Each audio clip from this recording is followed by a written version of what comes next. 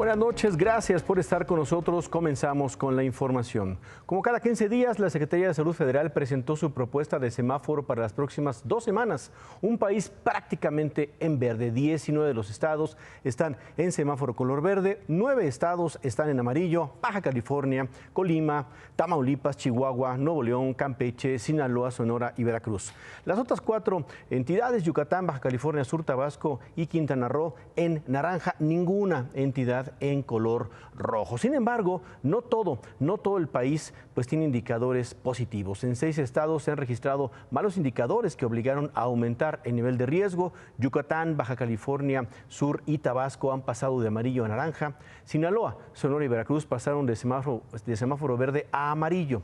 Y en estos 3 casos, Sinaloa, Sonora y Veracruz, ya se han implementado planes de regreso a clases de manera presencial. El estado más avanzado es Veracruz, donde se han abierto 889 escuelas, la mayoría de ellas de educación básica. Sinaloa, están abiertos 937 centros de aprendizaje comunitarios, y en Sonora, que es el estado con menor avance de los 3, pues están abiertas 6,000 escuelas con 300 participantes. Son 6 escuelas, con 1,300 participantes. Veremos si estos estados mantienen sus planes de regreso a clases o deciden suspenderlo ante el semáforo amarillo. Vemos qué deciden las autoridades estatales. Donde los indicadores siguen disminuyendo, pues es en la Ciudad de México. Los restauranteros capitalinos ahora sí no esperan que haya muchos cambios entre este último viernes en amarillo y el próximo lunes en verde.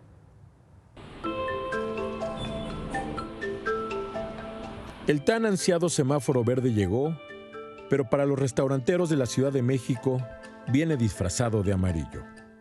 Pues realmente no nos beneficia en nada, porque seguimos trabajando con el 50% hasta las 12 de la noche.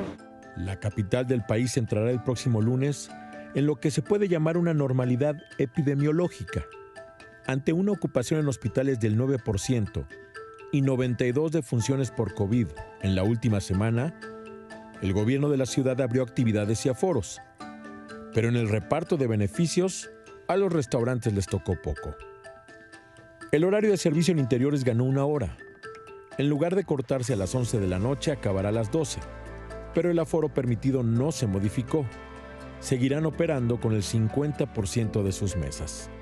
Entendemos que la pandemia no se ha acabado, no podemos pedir el 100%, creemos que va a ser difícil lograrlo, pero sí tener una mayor apertura, por lo menos un 70-80% en este momento en lo que es interiores.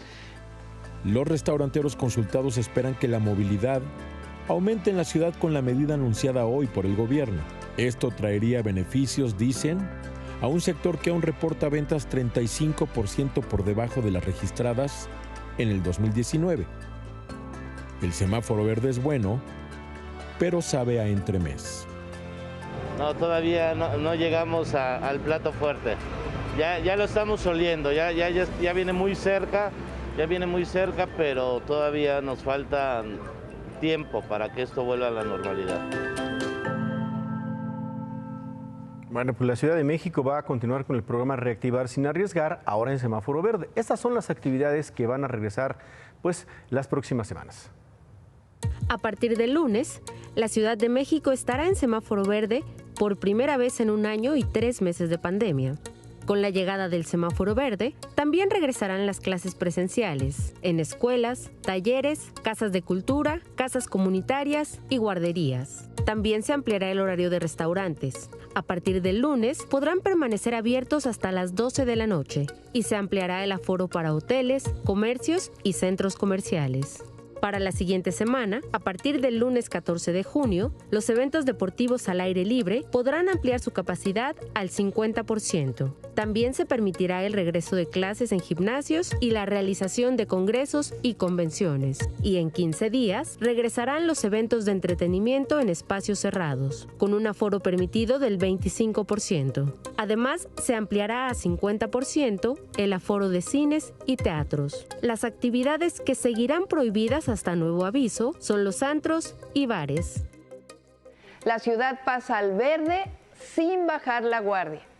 Esto significa que han bajado los indicadores, pero quiero recordarles que esto no implica que la pandemia haya terminado. Recuerden, hay que seguirnos cuidando. Juntas y juntos hemos logrado que la ciudad pase al verde. y juntas y juntos debemos mantenernos en este color del semáforo. Pues se acuerda de la nueva normalidad, pues va a ser poco a poco. El gobernador del Estado de México, Alfredo del Mazo, anunció a mediodía que la entidad pasará a semáforo verde la siguiente semana y el regreso a clases lo están previendo para el 14 de junio. En otras cosas, esta tarde el gobierno de Coahuila informó sobre un derrumbe de una mina de arrastre productora de carbón en el ejido Ranchería, municipio de Musquis. En el lugar quedaron atrapados 7 mineros. De acuerdo con las investigaciones preliminares, el derrumbe ocurrió poco antes de la 1 de la tarde. Fue ocasionado por un desbordamiento e inundación al interior de la mina y ahí está la complejidad del rescate. En el lugar trabaja personal de la Secretaría de Defensa Nacional, Guardia Nacional, Protección Civil, de la empresa también minera del norte. Se utilizan bombas hidráulicas para desahogar la mina. Afuera de la mina, en un área cercada, pues llegaron familiares de los mineros que se encuentran atrapados, también llegaron trabajadores de otras minas para apoyar en las labores de rescate. Las madres, esposas de los mineros pedían a las autoridades información sobre sus familiares, gritaban a los elementos de la Guardia Nacional que les permitieran el paso, pues a los medios de comunicación para poder registrar lo que ahí ha estado sucediendo.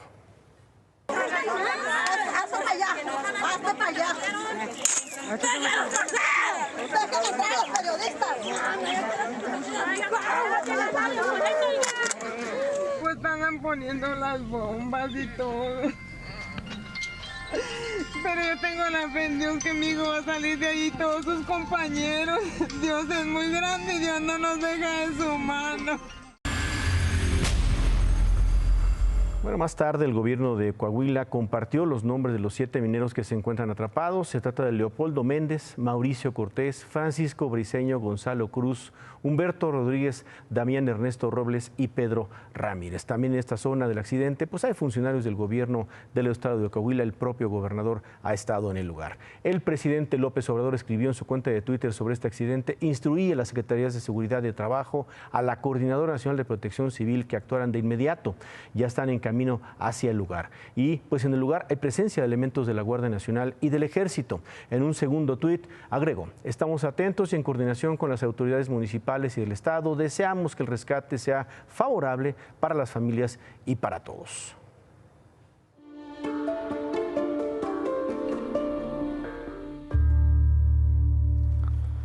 Kimberly, buenas noches. Buenas noches, Manuel. Recordarás que les hemos informado acerca del socavón que se abrió en campos de cultivo del municipio Juan C. Bonilla, en Puebla. Pues durante la madrugada se derrumbó la barda de la casa que se encuentra junto al socavón debido a las lluvias que se han presentado en la zona. Aunque la zona ya está resguardada, aún hay muchos curiosos que llegan a ver el socavón, que ya mide 97 metros de diámetro. Mientras tanto, autoridades de Protección Civil siguen analizando las causas de este hoyo. Hoy, Imagen Noticias habló con la dueña de la casa que está sufriendo la afectación y esto fue lo que nos dijo. Mucho miedo porque nos sentimos mal, ahora sí estamos muy destrozados de esto y no sabemos realmente que si de veras el gobierno nos va a reubicar o que él, ¿sabes qué?, me presento o no sabemos el por qué no ha llegado.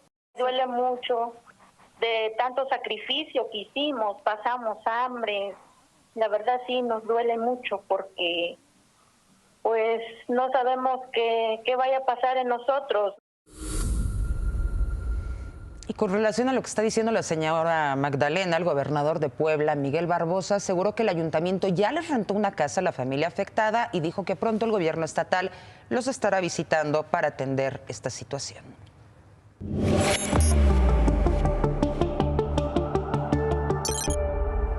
Bueno, la candidata del PRI a la alcaldía del Marqués Querétaro, Lupita Cárdenas, denunció que su equipo de trabajo fue atacado por un comando esta madrugada. Como vemos en las imágenes, pues hubo daños materiales a los vehículos, los atacaron con piedras, palos e incluso se ven algunos orificios de disparos de armas de fuego. No hubo personas lesionadas. Por la mañana platicamos precisamente con Lupita Cárdenas y esto fue lo que nos dijo. Estaba mi esposo, estaba mi hermano, estaba mi prima, el esposo de mi prima y mi equipo de campaña, mi coordinador de campaña general, mi coordinador operativo. Efectivamente, en un crucero de mi delegación, en la delegación donde yo vivo, en Chichimiquillas, en el Marqués, en el estado de Querétaro, pues fueron atacados por un convoy de aproximadamente 50 carros, y también hacer mención que tanto Policía Municipal como Policía Estatal pues no me dio garantía. Estuve pidiendo ayuda, estuvimos reportando en el municipio y en el estado y no recibí apoyo de parte de Seguridad Pública. Y anoche también informamos de la localización de la candidata de Movimiento Ciudadano a la alcaldía de Cutzamala de Pinzón en Guerrero, Marilú Martínez. Fue plagiada el martes y ella misma negoció su liberación, según el dirigente de ese partido en Guerrero, Adrián Güences. Los responsables de este plagio fueron el presidente municipal de Cutzamala del Pinzón, Timoteo Arce, y su esposa, la actual candidata por el PRI-PRD, Rosa Jaimes, a esa alcaldía. Hoy sabemos que la joven Marilú Martínez no renunció a la candidatura de Movimiento Ciudadano. Hasta esta noche ella no ha manifestado ninguna intención de dejar esa candidatura y legalmente, pues por cualquier cambio ya tiene hasta mañana para informar si se bajara de la candidatura y en todo caso Movimiento Ciudadano registrara un suplente. Esta tarde elementos de la Secretaría de Seguridad Pública de Veracruz detuvieron al candidato del partido local Todos por Veracruz a la alcaldía de Santiago Tuxtla, Elías González. Lo detuvieron porque traía en su auto 4 armas de fuego y $1 millón en efectivo que no pudo comprobar pues de dónde lo sacó. Al parecer el candidato acudió junto con 5 hombres a un banco del municipio de San Andrés Tuxtla para retirar el dinero, pero pues mientras averiguan el origen de este dinero y de las armas, quedó detenido. A unas horas de la elección, el Instituto Electoral de Quintana Roo decidió por unanimidad cancelar la candidatura de Isaac Yanix Alanís de Fuerza por México. Buscaba la presidencia de Cancún, la presidencia municipal de Cancún.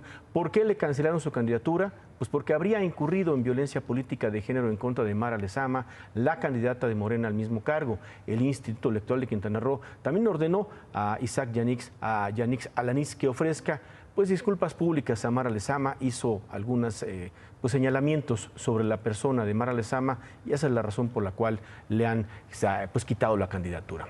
Desde esta mañana las principales calles del perímetro del primer cuadro de la Ciudad de México amanecieron con resguardo policiaco, vallas metálicas en las avenidas 20 de noviembre, Venustiano Carranza, Pino Suárez, 5 de mayo. El paso vehicular y peatonal fue restringido durante unas horas en la mañana. Monumento a la Revolución, en otro punto también el centro histórico, el hemiciclo a Juárez, el Hotel Hilton, algunos edificios históricos precisamente sobre la Avenida Juárez fueron protegidos con vallas metálicas, pues quizá para evitar algún acto de vandalismo. No queda claro si para la jornada electoral del domingo no hay ninguna manifestación anunciada, pero pues quizá tenga con eso, en fin, tiene que ver con eso, lo veremos. Pues ya estamos a unas horas de la jornada electoral y el lunes, después de que haya resultados, viene otra revisión exhaustiva de las autoridades electorales, la revisión de los gastos de campaña de todos los candidatos.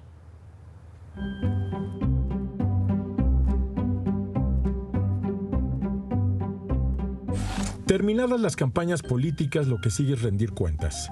Mañana sábado concluye el plazo para que los candidatos presenten su informe final de gastos.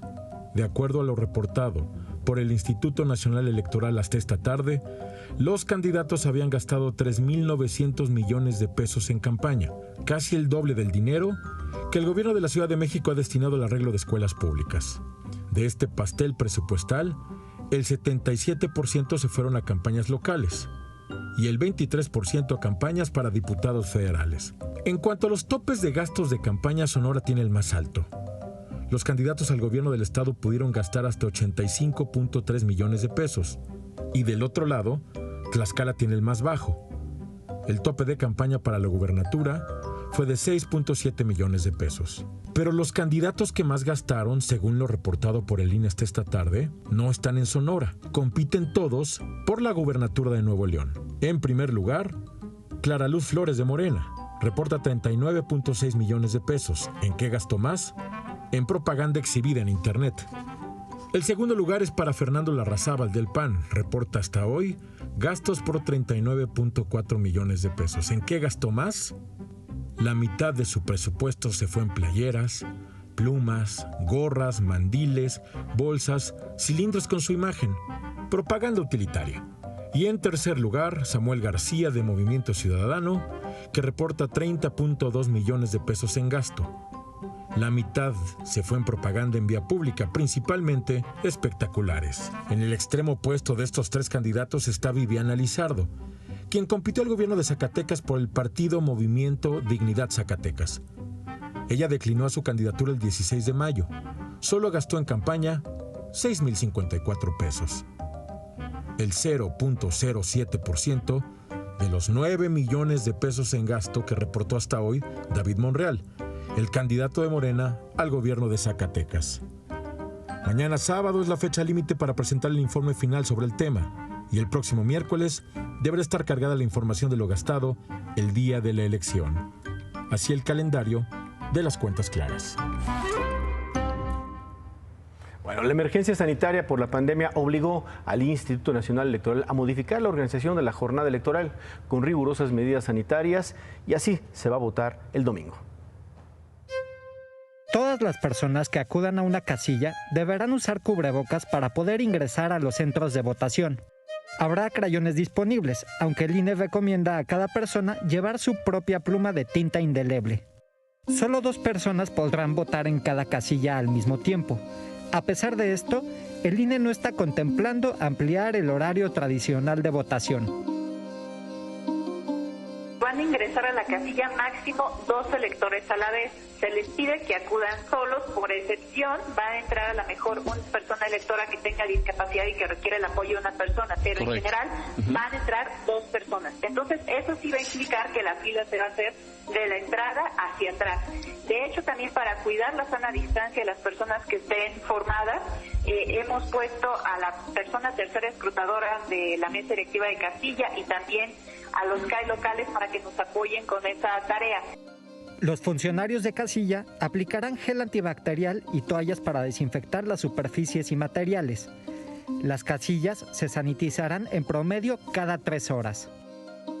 La credencial del elector se colocará sobre una mesa donde se va a verificar que el votante está en la lista nominal. No se entregará directamente a las manos de los funcionarios. Los funcionarios de casilla entregarán las boletas y el ciudadano pasará a las mamparas, que en esta ocasión no tendrán cortinas. Finalmente, se tendrá que recoger la credencial de elector para que otro funcionario haga la marcación correspondiente y, por último, la aplicación de la tinta indeleble al votante. En todo momento se evitará el contacto físico entre los funcionarios y el elector.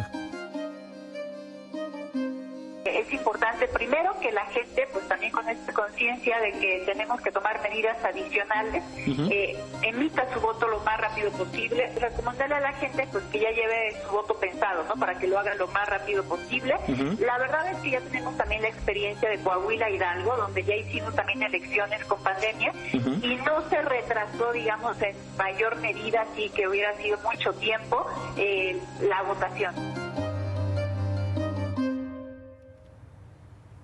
Bueno, el domingo, el día de la elección, a las 10 de la noche, una edición especial de Imagen Noticias de la Noche con Ciro Gómez Leiva, con Pascal Beltrán del Río y con un servidor, Manuel Ferregrino. Aquí lo esperamos a las 10 de la noche el próximo domingo.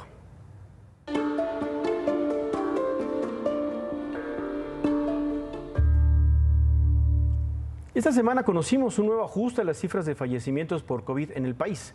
En abril habrían hecho otro, pues son ajustes que hizo la Secretaría de Salud y por eso consultamos al doctor Héctor Hernández Bringas, investigador de la UNAM. Desde hace varios meses el doctor Hernández Bringas nos ha compartido datos que nos han ayudado a clarificar la dimensión de la tragedia del COVID. Hoy le preguntamos cuántos muertos por COVID hay en México y esto nos dijo.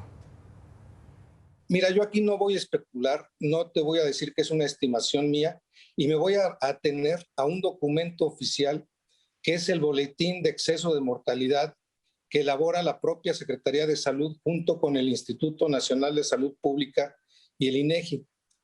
Según las actas de defunción, se dice en este documento emitido el pasado 7 de mayo que justamente a principios de mayo las muertes por COVID directamente eran ya 338,000 y no las 214,000 que se habían reportado en ese momento. Es decir, hay más de 124,000 muertes que no están registradas por la Secretaría de Salud. De tal manera, hoy la tasa de mortalidad por COVID en México alcanzaría 285 muertes por 100,000 habitantes y ubicaría a nuestro país en el segundo lugar de la mortalidad en el mundo, solo por debajo del caso de Perú.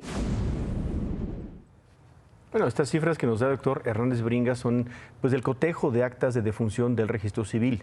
Y si bien el investigador reconoce que hay reducción en el número de fallecimientos por COVID, alerta pues que aún no es momento de confiarse. Siempre hay que tener presente que a las cifras que nos da cada noche la Secretaría de Salud hay que agregarle esta cifra negra que se estima, de acuerdo con lo que nos ha dicho el INEGI, en 48 o 50% adicional. Es decir, estas 200 muertes que pudo haber el día de ayer pueden ser en realidad 300 muertes adicionales. Pero sí, efectivamente ha habido una reducción en la intensidad de la pandemia por ahora. Lo cierto es que no conocemos bien a bien esta pandemia, no conocemos la posibilidad de nuevas cepas, no sabemos ante un semáforo verde, ante el regreso a las actividades, particularmente en escuelas y en centros de trabajo, cómo puede darse un resurgimiento de la pandemia con gravedad. Hay algunos estados que lo están viviendo, destacadamente, tú lo sabes, Quintana Roo. Bueno, pues otro dato duro de la reducción de la pandemia es precisamente la ocupación hospitalaria. Hoy hicimos un recorrido por distintos hospitales y así lucen. La mayoría de ellos con las entradas prácticamente vacías o con muy pocos familiares. Lo mismo ocurre en los centros de atención a familiares y en los módulos de triaje. Y bueno, el promedio de vacunación a nivel nacional sigue aumentando. En los últimos 7 días se han aplicado 646.240 vacunas diarias. Este es el promedio más alto que se ha registrado hasta el momento. Y la próxima semana la Ciudad de México va a continuar con la vacunación de personas de 40 a 49 años. El miércoles comienza la vacunación en Miguel Hidalgo, Álvaro Obregón, Tlalpan y Tláhuac. En Miguel Hidalgo se va a aplicar la vacuna Pfizer, en el resto se va a aplicar AstraZeneca. Y justamente esta mañana el presidente López Obrador informó cómo se van a utilizar las vacunas de Johnson & Johnson que nos va a enviar a Estados Unidos. Esas vacunas se van a utilizar para un plan de vacunación especial en los municipios fronterizos de nuestro país, en la frontera norte, con el propósito de que se puedan ya regularizar las comunicaciones en la frontera, que se abra la frontera norte lo más pronto posible. El canciller Marcelo Ebrard detalló que el objetivo es que el porcentaje de vacunación del lado mexicano de la frontera sea igual al porcentaje del lado de Estados Unidos para que el gobierno de ese país acceda a reabrir la frontera a partir de julio. Con este plan se busca vacunar a cerca de 3 millones de personas de 18 a 40 años en los 39 municipios fronterizos. Es decir, que las personas que no entran en el grupo de edad que están siendo vacunados actualmente sean vacunados. Estados Unidos va a enviar un poco más de 1 millón de vacunas y los otros 2 millones se van a buscar también con el gobierno de Estados Unidos o directamente con la farmacéutica. Incluso se contempla la opción de utilizar otras vacunas diferentes a Johnson & Johnson. El canciller Ebrard habló también del plan para reactivar la industria turística. El señor presidente también nos ha instruido que obtengamos o garanticemos el abastecimiento, no tiene que ser de Johnson & Johnson, puede ser de esa u otras vacunas, para zonas turísticas clave de México, esencialmente Quintana Roo, Baja California Sur, y también se va a considerar a otras zonas turísticas como puede ser Jalisco, la costa Nayarit y otras zonas.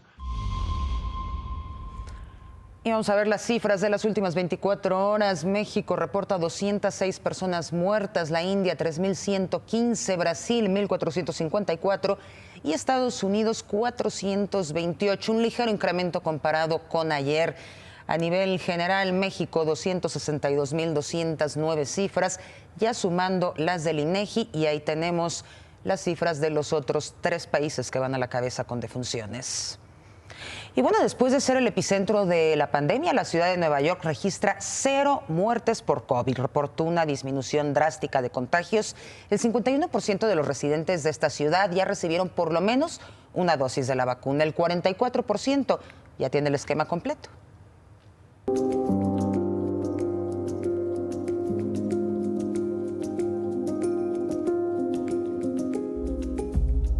Luego de ser el epicentro de la pandemia, por primera vez desde que comenzó la crisis, la ciudad de Nueva York no registra muertos por COVID-19 y logra las tasas de positividad más bajas, por debajo del 1%, y hospitalizaciones con bajos récords con un poco más de 1.000 en todo el estado. y 255 personas en cuidados intensivos, algo que muchos trabajadores de la salud creían que nunca llegaría. Día a día había momentos en que uno se sentía que iba a decaer, pero el soporte de cada uno del team completo de la unidad nos mantenía otra vez, nos subía otra vez en la moral y nos ayudaba. Todo esto gracias a un agresivo programa de vacunación, según el alcalde Bill de Blasio, que ya logró más de 8 millones de inoculaciones. Estas vacunas están sacando al COVID de nuestra ciudad y de nuestros vecindarios. Desde enero hemos visto una reducción en casos de más de 95%. Y que busca convencer a los que todavía dudan de las vacunas, llegando con unidades móviles a escuelas, sitios de trabajo y hasta estaciones de metro. Se me hace una excelente idea porque así la gente puede vacunarse sin tener que hacer citas, así que muy buena idea. Por ejemplo, yo estoy en la universidad y la universidad ya nos dijo que tenemos que estar vacunados para el próximo semestre. Entonces creo que la gente va a sentir la presión de vacunarse. Con esto se flexibilizan las restricciones, sin embargo muchos todavía no están listos para dejar de usar los tapabocas y olvidarse de la distancia social. Mucha gente puede que no se haya vacunado y se la quite, o sea, hay que tener mucho cuidado con eso. La Casa Blanca anunció también que para finales de este mes por lo menos 6 millones de vacunas serán enviadas a Latinoamérica y el Caribe y que dará enfoque a la distribución por población más afectada. De esta manera se avanza hacia una reapertura más segura programada en la ciudad para el próximo 1 de julio.